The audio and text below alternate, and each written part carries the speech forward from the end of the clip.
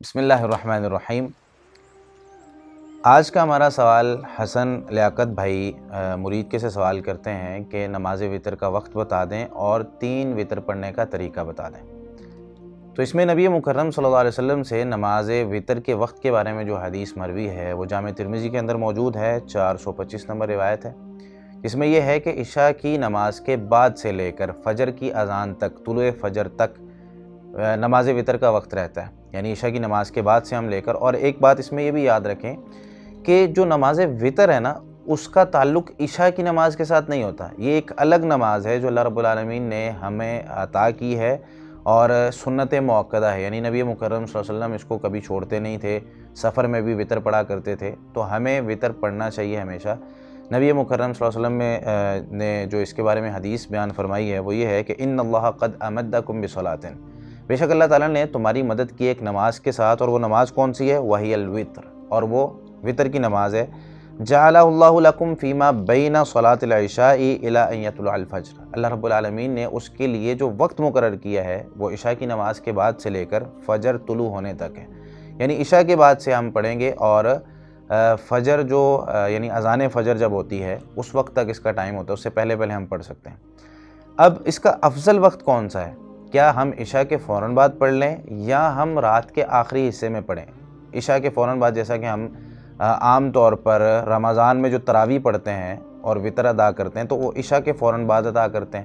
اور باقی پورا سال جو ہے وہ تہجد کا ٹائم یا نماز وطر کا ٹائم وہ فجر سے پہلے کہا جاتا ہے۔ تو اس میں افضل وقت کون سا ہے؟ افضل وقت تو اس میں تہجد اور سحری کا جو وقت ہوتا ہے وہی وقت ہے، لیکن اگر کوئی شخص اس وقت نہیں اٹھ سکتا اور اسے نیند آ جاتی ہے یا کوئی مسئلہ ہوتا ہے تو وہ رات کو پڑھ کر سوئے۔ دونوں طرح کی احادیث موجود ہیں۔ نبی مکرم صلی اللہ علیہ وسلم نے ارشاد فرمایا، من خاف اللہ یقوم من آخر اللیل فلیوتر اولہ، جو شخص اس بات سے ڈرے کہ رات کے آخری حصے میں اٹھ کر وطر نہیں ادا کر پائے گا تو وہ رات کے پہلے حصے میں ادا کر لے۔ ومن طمع ان یقوم آخرہ فلیوتر آخر اللیل، اور جو شخص یہ چاہتا ہے اور یہ اسے طمع ہے کہ میں رات کے آخری حصے میں اٹھ کر وطر ادا کروں گا تو وہ آخری حصے میں ادا کرے۔ کیوں؟ فَإِنَّ صَلَاةَ آخِرِ اللَّيْلِ مَشْهُودَةٌ وَذَلِكَ أَفْضَلُ، کیونکہ جب آخری حصے میں، رات کے آخری حصے میں ہم وطر ادا کریں گے تو یہ اس وقت فرشتے بھی حاضر ہوتے ہیں اور اللہ رب العالمین بھی آسمان دنیا پر آتا ہے، اور یہ وقت افضل ہے، یعنی اس وقت نماز پڑھنا افضل ہے۔ لیکن اگر کوئی شخص نہیں اٹھ پاتا اس وقت میں، یا اس کی مصروفیت بہت زیادہ ہوتی ہے، سارا دن کا تھکا ہوا ہوتا ہے، تو رات کو وہ پڑھ کے سوئے، جس طرح کہ نبی مکرم صلی اللہ علیہ وسلم نے سیدنا ابو ہریرہ رضی اللہ تعالیٰ عنہ کو یہ بات بتائی ہے۔ یہ جو حدیث ابھی میں نے بیان کی، وطر پہلے حصے میں بھی پڑھ سکتے ہیں، آخری حصے میں بھی، تو یہ صحیح مسلم میں 755 نمبر روایت ہے، اور سیدنا ابو ہریرہ رضی اللہ تعالیٰ عنہ کی حدیث جامع ترمذی میں موجود ہے 760 نمبر پر۔ نبی مکرم صلی اللہ علیہ وسلم نے سیدنا ابو ہریرہ رضی اللہ تعالیٰ عنہ سے عہد لیا، اور ایک روایت میں ہے سیدنا ابو ہریرہ فرماتے ہیں رضی اللہ تعالیٰ عنہ، اوصانی خلیلی،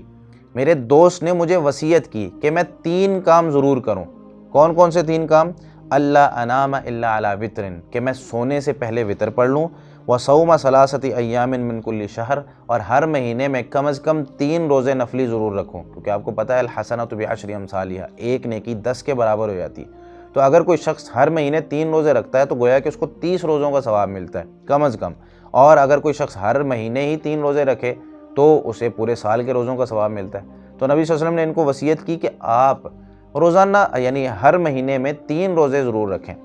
اور اسی طریقے سے وان اصلی الضحیٰ، اور یہ کہ میں چاشت کی نماز پڑھوں،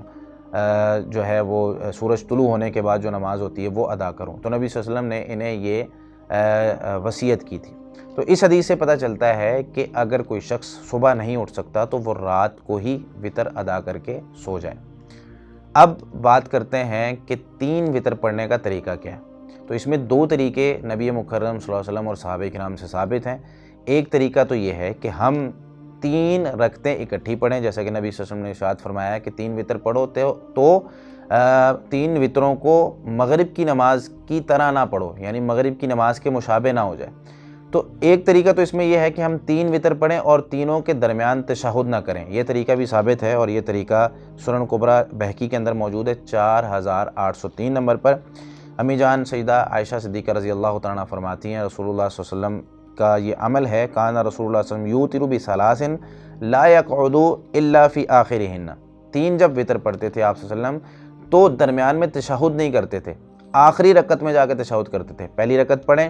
اور کھڑے ہو جائیں، دوسری رکعت پڑھیں اس میں تشہد نہیں بیٹھنا اور ویسے ہی کھڑے ہو جانا جیسے پہلی رکعت سے آپ کھڑے ہوتے ہیں، اور پھر تیسری رکعت میں تشہد بیٹھنا ہے اور پھر سلام پھیر دیں۔ یہ 3 آپ کی رکعتیں اور 3 وطر ہو جائیں گے۔ دوسرا طریقہ یہ ہے کہ آپ 2 پڑھ کر سلام پھیر دیں اور پھر 1 علیحدہ پڑھیں۔ یہ بھی طریقہ نبی مکرم صلی اللہ علیہ وسلم اور صحابہ کرام سے ثابت ہے،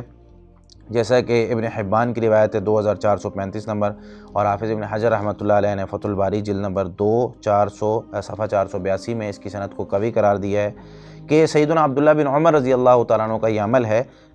کان یفصل بین شفعہ و وطرہ بتسلیمہ، کہ 2 رکعتیں پڑھتے تھے سیدنا عبداللہ بن عمر رضی اللہ تعالیٰ عنہ، اور اسی طریقے سے 2 رکعتیں پڑھ کے درمیان میں 2 رکعتیں پڑھتے پھر سلام پھیر دیتے اور پھر 1 رکعت علیحدہ پڑھتے، اور یہ کہا کرتے تھے کہ ان النبی صلی اللہ علیہ وسلم کان یفعل ذلک، کہ نبی مکرم صلی اللہ علیہ وسلم بھی ایسا کرتے تھے۔ تو اس سے پتہ چلا کہ ایک طریقہ تو یہ ہو گیا کہ ہم 3 رکعتیں اکٹھی پڑھیں، دوسرا طریقہ یہ ہے کہ ہم 2 رکعتیں پڑھیں اور سلام پھیر دیں، اور نبی مکرم صلی اللہ علیہ وسلم نے یہ بھی ارشاد فرمایا ہے کہ آپ 2 کر کے رکعتیں پڑھیں۔ وطر جو ہے وہ رات کو آخری، مطلب جب آپ نے 2 کر کے رکعتیں پڑھنی ہیں، آخر میں آپ 1 وطر پڑھ لیں تو آپ کی ساری وطر یعنی پچھلی جتنی بھی رکعتیں ہوں گی وہ وطر بن جائیں گی، جیسے کہ ایک حدیث میں آتا ہے، صحیح مسلم میں 752 نمبر روایت ہے، نبی صلی اللہ علیہ وسلم نے فرمایا الوطر رکعۃ من آخر اللیل، وطر جو ہے وہ 1 رکعت پڑھنی ہے رات کے آخری حصے میں، یعنی جب آپ پڑھنا چاہیں پہلے سے بھی پڑھ سکتے ہیں، آخری سے بھی پڑھ سکتے ہیں، لیکن جب آپ پڑھنا چاہیں وطر تو 1 رکعت آپ نے پڑھنی ہے۔ اور صحیح مسلم میں اور صحیح بخاری میں بھی حدیث موجود ہے 911 نمبر پر، اور صحیح مسلم میں 749 نمبر پر، جس میں نبی مکرم صلی اللہ علیہ وسلم نے یہ بات ارشاد فرمائی، صلاۃ اللیل مثنی مثنی، رات کی نماز 2 رکعتیں کر کے پڑھا کرو، فاذا خشی احدکم الصبح، جب تم میں سے کوئی شخص صبح سے ڈرے یعنی صبح ہونے والی ہے تو کیا کرے، صلی رکعۃ واحدۃ، تو 1 رکعت پڑھ لے آخر میں، توتر لہ ما قد صلی، جتنی بھی نماز اس نے پیچھے 2 کر کے پڑھی ہوں گی ان سب کو وہ وطر بنا دے گا، یعنی وطر 3 5 7 9 11 جتنی بھی آپ 2 کر کے پڑھ رہے ہیں تو پچھلی پھر ساری وطر بن جائے گی۔ تو اس سے یہ بھی پتہ چلا کہ رات کی نماز کو تہجد بھی کہتے ہیں، تراویح بھی کہتے ہیں، جس طرح ہمارے معاشرے میں تراویح نام مشہور ہے،